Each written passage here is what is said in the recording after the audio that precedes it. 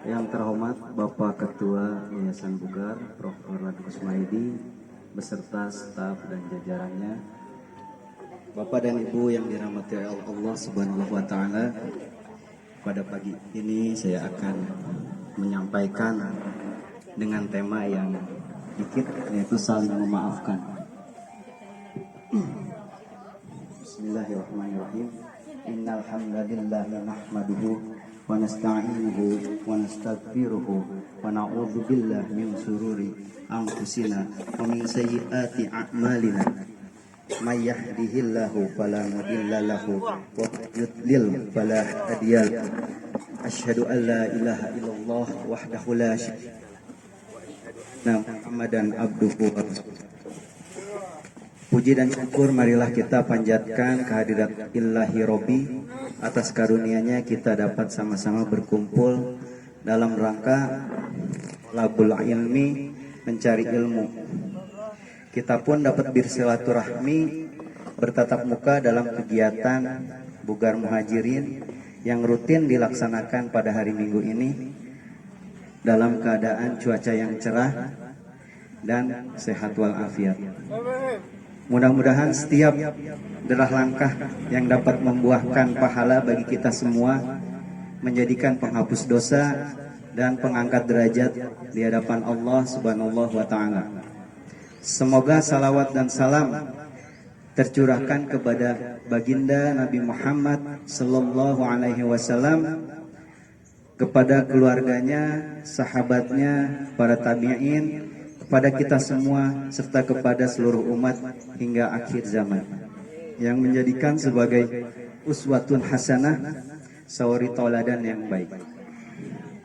Pada kesempatan yang berharga ini, marilah kita sejenak mengingat salah satu perintah Allah kepada para hambanya, yakni perintah untuk senantiasa bertakwa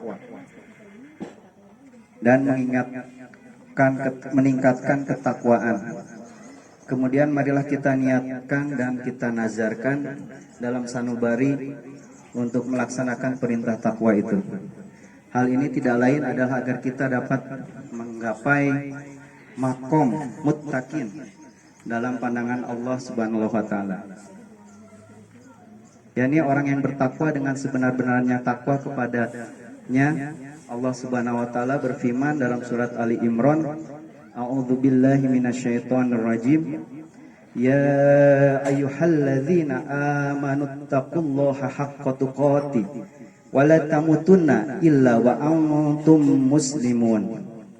Artinya, hai orang-orang yang beriman, bertakwalah kepada Allah sebenar-benarnya takwa kepadanya, dan janganlah sekali-kali kamu mati melainkan dalam keadaan beragama Islam. Karakteristik manusia yang bertakwa adalah selalu memaafkan kesalahan orang lain. Memaafkan merupakan pengandaian diri, karena orang yang mengandalkan diri itu kadang-kadang disertai dengan perasaan sebal dan dendam. Tetapi kalau memaafkan, bersih dari dendam dan perasaan sebal. Karena itu manusia yang pemaaf adalah manusia yang bertakwa.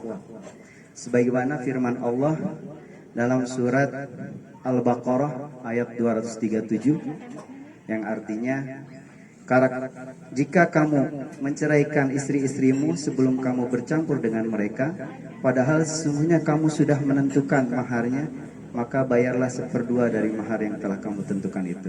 Kecuali jika istri-istrimu itu memaafkan atau dimaafkan oleh orang yang memegang ikatan nikah.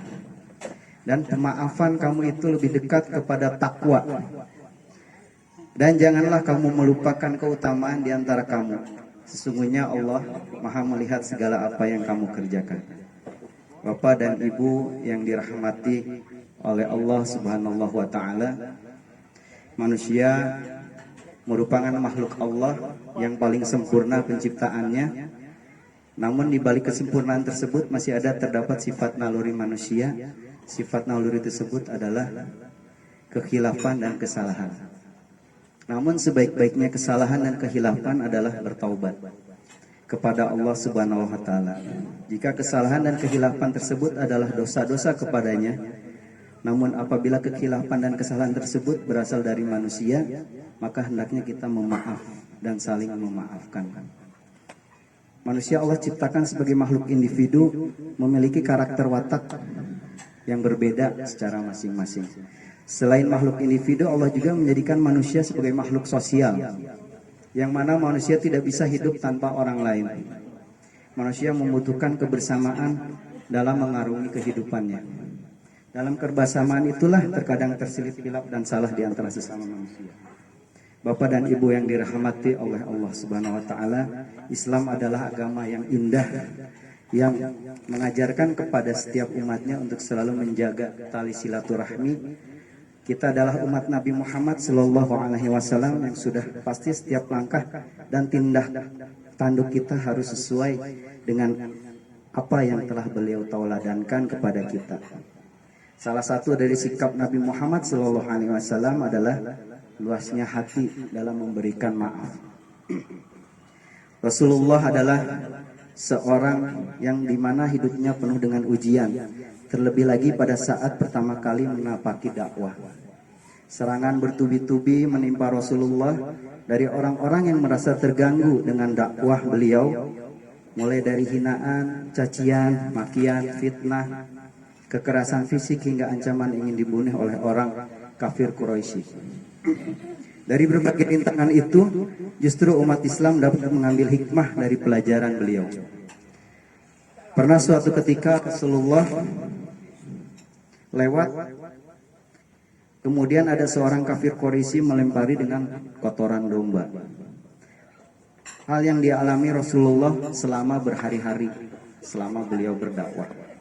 Kemudian pada hari berikutnya Rasul lewat di tempat yang sama. Namun ketika Rasul lewat, orang yang sering melempari kotoran tersebut kepada beliau tidak ada di tempat. Kemudian Rasulullah bertanya kepada orang yang di tempat sekitar tersebut.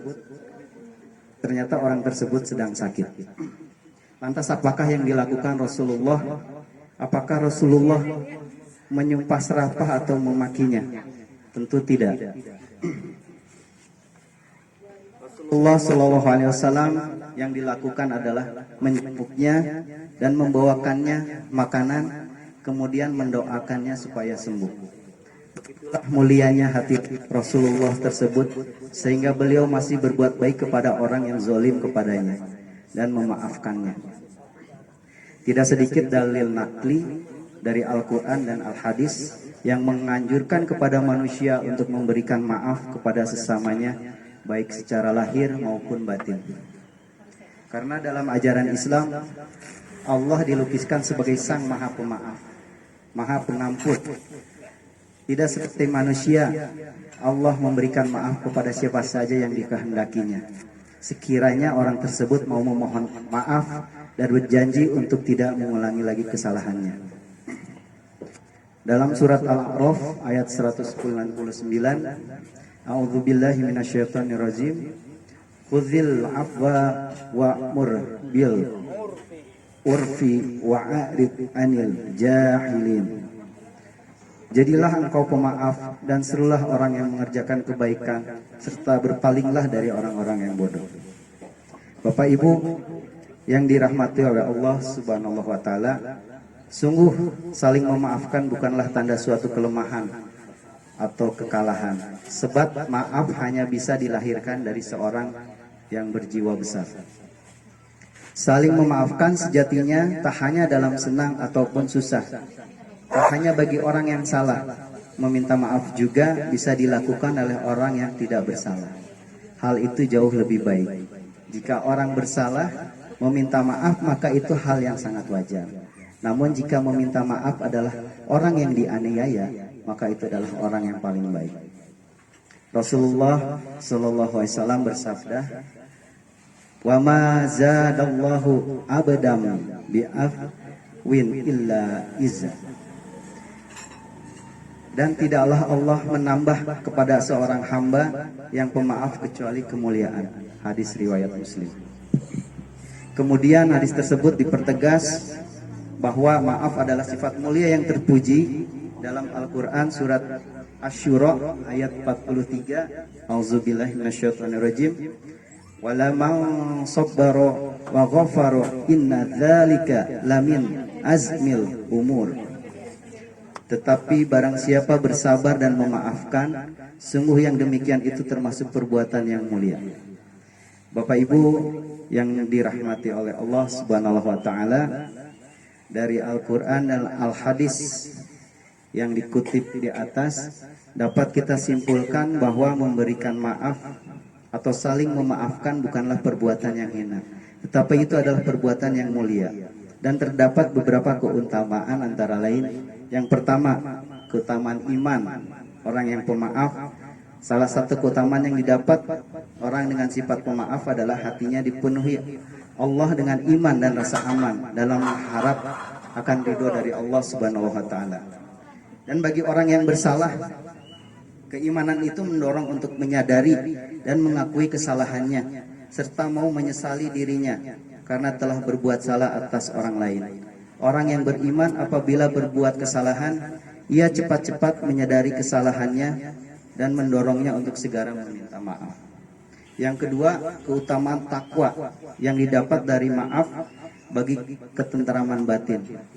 Peranan takwa yang didapat dari keutamaan maaf untuk membangun kesehatan mental dengan perbaikan sikap dan tingkah laku seseorang dalam kehidupan sosial dalam bermasyarakat, yakni mengendalikan amarah. Seseorang dapat melihat kemampuan berpikirnya dalam mengambil keputusan yang benar, sehingga dapat menjadikan seseorang bersikap sabar, tidak pemarah, tidak pendengki, tidak bersifat sombong, dan tidak memusuhi oleh orang lain. Itulah keutamaan dari kita saling memaafkan.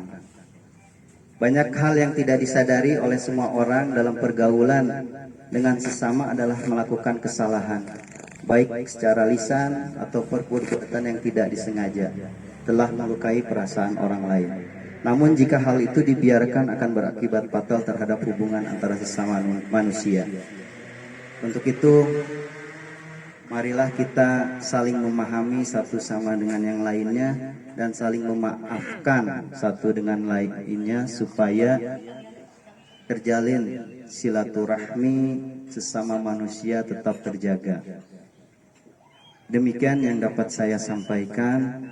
Apabila ada kata-kata yang kurang berkenan, mohon dimaafkan. Wabillahi taufiq wal hidayah.